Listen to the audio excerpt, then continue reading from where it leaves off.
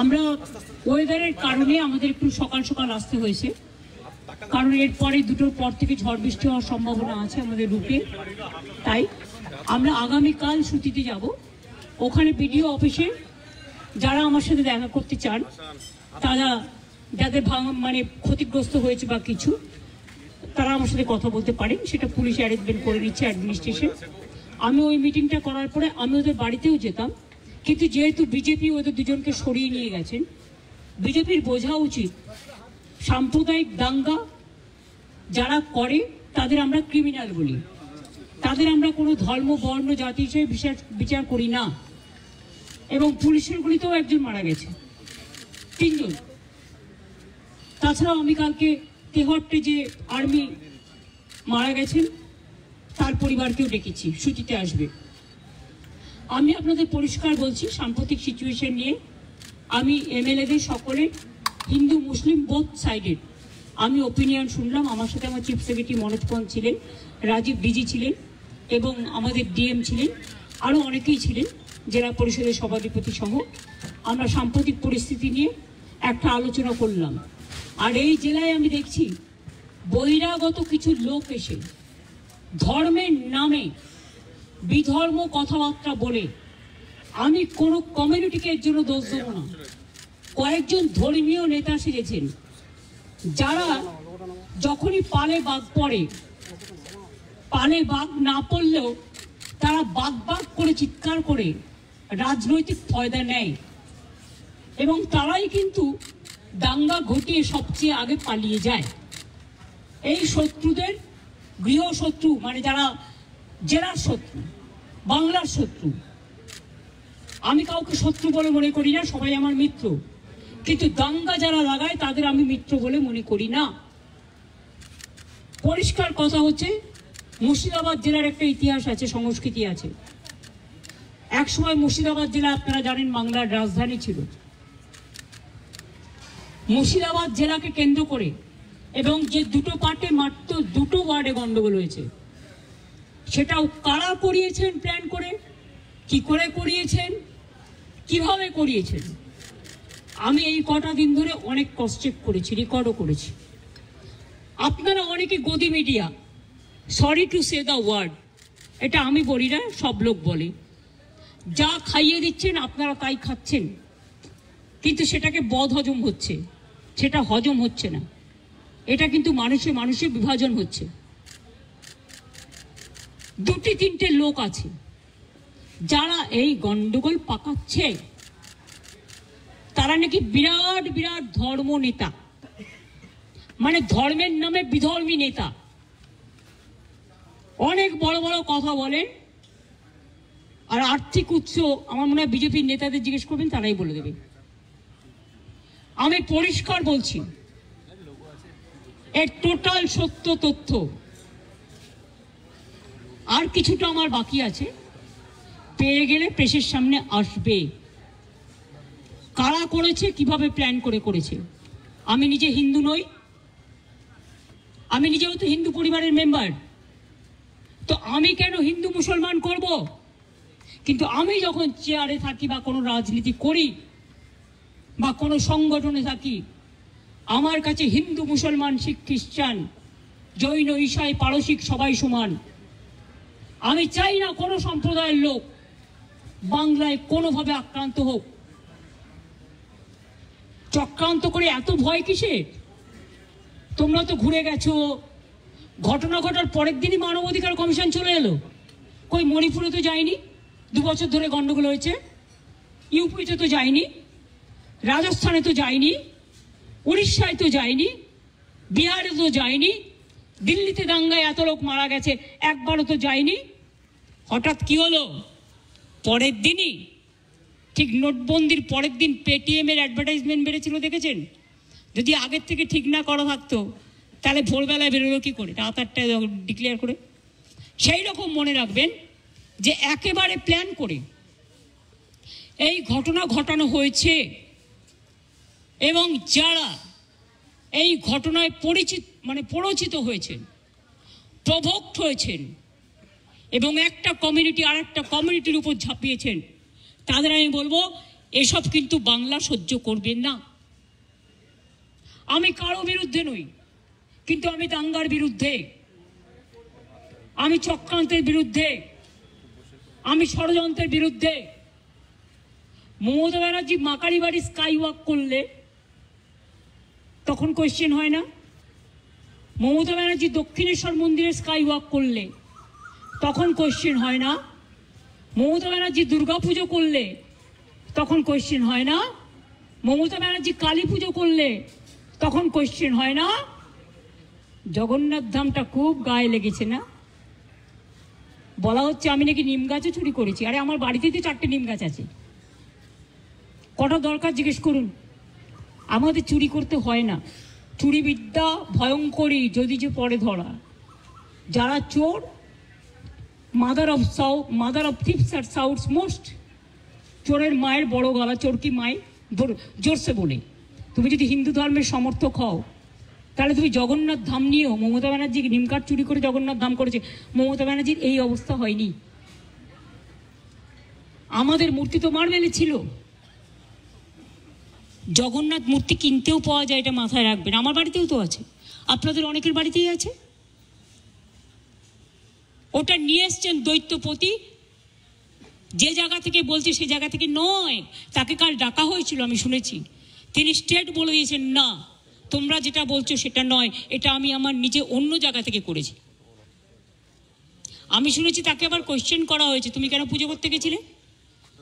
Notification দিয়েছে কেউ যাবে না জগন্নাথ ধামে, কোন পুরোহিত। আবার তাকে বলা হচ্ছে কি একটা যেন বলেছে, 3টে পয়েন্ট বলেছে, আমি দেখলাম কোনো একটা মিডিয়াতে। এত গায়ে লাগছে কেন? আমরা তো সবাই পুরীতে যাই, কই আমরা তো এই কোয়েশ্চেন করি না। আমি তো পুরীতে গেলে RSS বিক্ষোভ দেখায়, বিজেপি বিক্ষোভ দেখায়, ভুলে গেছেন? লজ্জা করে না? আর জগন্নাথ ধাম নিয়ে এত হিংসা। যখন আপনাদের আলুর টান পড়ে বাংলা যোগায়। আমি উড়িষ্যাকে ভালোবাসি। যখন আপনাদের সাইক্লোনে ইলেকট্রিসিটি সব ভেঙে যায়, সমস্ত রাস্তার পাইপগুলো, ওয়্যারগুলো নষ্ট হয়ে যায়, আপনারা আমাদের ইঞ্জিনিয়ার চান আমাদেরও সাইক্লোন হয়, তা সত্ত্বেও আমরা কিন্তু পাঠাই। আমাদের বাংলার টুরিস্টরা সবচেয়ে বেশি যায় উড়িষ্যায়, জগন্নাথ দেবের উল্টো রথে বলুন, সোজা রথে বলুন, সারা বছর ধরে। তো আমরা যদি একটা জগন্নাথ ধাম করি, আপনাদের আপত্তির কি আছে? আপনারাও ভালো থাকুন, বাংলাও ভালো থাকুক। আপনারা কেন আমাদের লোকেদের ধরে মারছেন? আমার কাছে খবর এসছে উড়িষ্যায় বাংলায় কথা বললেই তাকে মারা হচ্ছে। মহারাষ্ট্রেও হয়েছে, উত্তরপ্রদেশেও হয়েছে, বিহারেও হয়েছে। আমি শুধু একটা কথা বলবো, আপনারা আমাদের পরিযায়ী শ্রমিকদের ওপর বাংলায় কথা বলছি বলে অত্যাচার করছেন, আমরা কিন্তু করব না। এটাই আপনাদের সাথে আমাদের তফাৎ। আমার এখানেও 1.5 কোটি বাইরের লোক আছে, কাজ করে, সব ধর্মের, সব বর্ণের, সব রাজ্যের। মনে রাখবেন, এটা কারো হাতে তাস তুলে দেবেন না। আমি না করলেও অনেক হিংসুটে লোকের তো অভাব নেই। Jealousy has no cure. হিংসার কোনো ওষুধ আছে? নেই। এরাই কোনো সংগঠনের নামে কাউকে থ্রেট করে চলে আসবে, আমি তার দায়িত্ব নেব কেন? আমি পরিষ্কার বলে দিচ্ছি, আমরা চাই না কারোর সাথে কোনো ভুল বোঝাবুঝি হোক। আমি তাই উড়িষ্যা গভর্নমেন্টকে, বিহার গভর্নমেন্টকে, রাজস্থান গভর্নমেন্টকে এবং আমার চিফ সেক্রেটারি আজকে চিঠি পাঠাচ্ছেন হোম সেক্রেটারিকেও। ডিজি অলরেডি উড়িষ্যার ডিজির সাথে সম্ভবত কথা বলেছেন। আপনাদের সুমতি হোক, শুভবুদ্ধি হোক। প্লিজ মনে রাখবেন, কোকিলের কুহু কুহু ডাকটা শুনতে পাচ্ছেন তো? এটা ন্যাচারাল।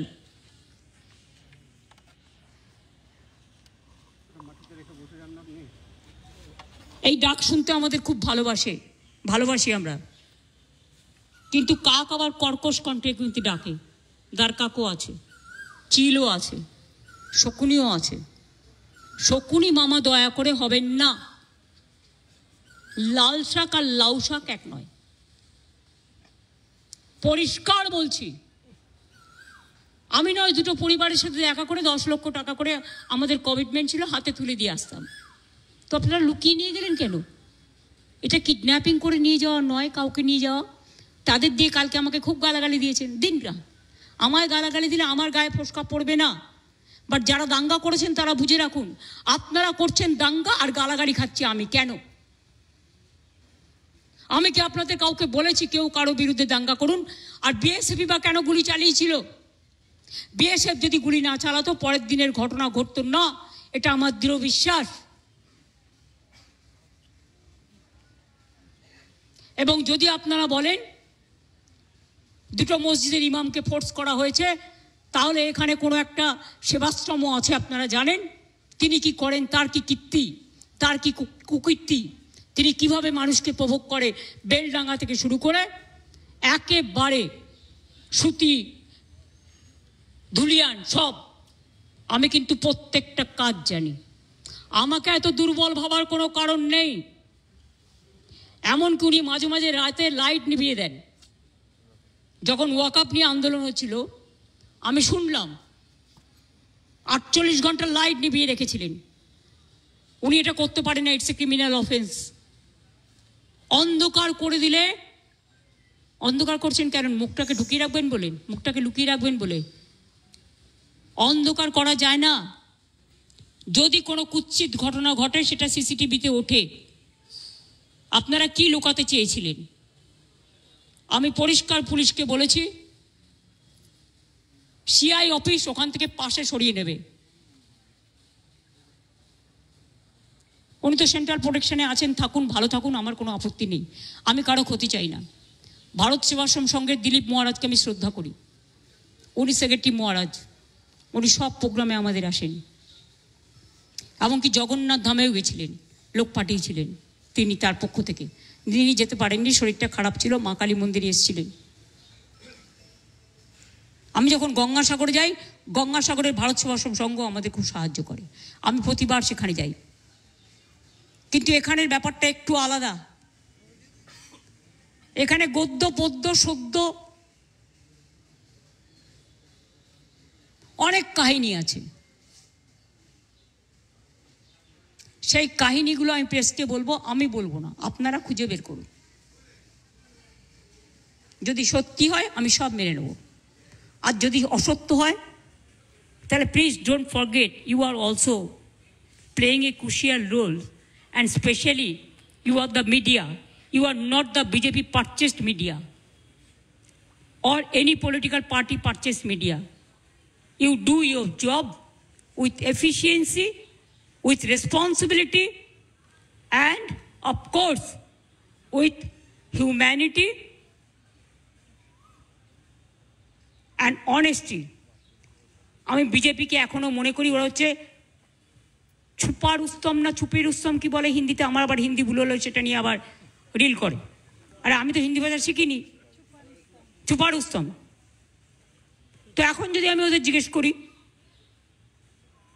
পর্দা কা পৌঁছে মে কেয়া হ্যায়, এটা কিন্তু গান, আমার কথা নয়, আমি একটা গানের কলি কোট করলাম। আমি যদি ওদের জিজ্ঞেস করি who are the huffing puffing dragons and who are the heavy loaded virus who are creating always communal tensions and selling the country instead of doing the communal violence. Please take care about the border. Please take care about India. We are totally, we love India. India is our motherland. Please save India from any disaster. Please give justice to the people who have lost their dear ones. Don't play dirty politics or nasty politics. I am the last person to tolerate all this nasty and dirty politics. I have seen so many things in my life. I have seen 10, 12 Prime Minister. I worked with them. As a MP, I have seen them from the front. but I have not seen, I'm not talking about Prime Minister, but who is now acting Prime Minister. Sorry, may I repeat? Who is acting Prime Minister of this country? I don't know.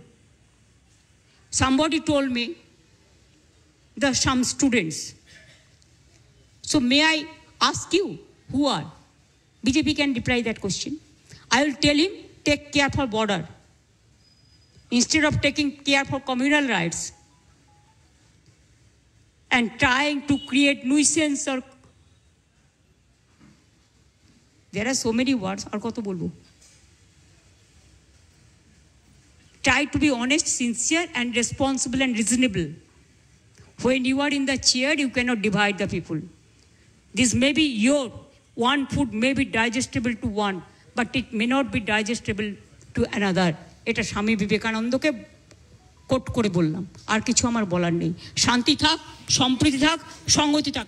আমি এসেছিলাম ওদের সাথে দেখা করতে, কিন্তু আমার কোনো দোষ নেই, কারণ আমি যেতেও চেয়েছিলাম ওদের বাড়ি, কিন্তু তাদের লুকিয়ে নিয়ে যাওয়া হয়েছে কেন? কোয়েশ্চেনটা তো আমার থাকবে। তার মানে ডাল মে কি কুছ কালা হ্যায়?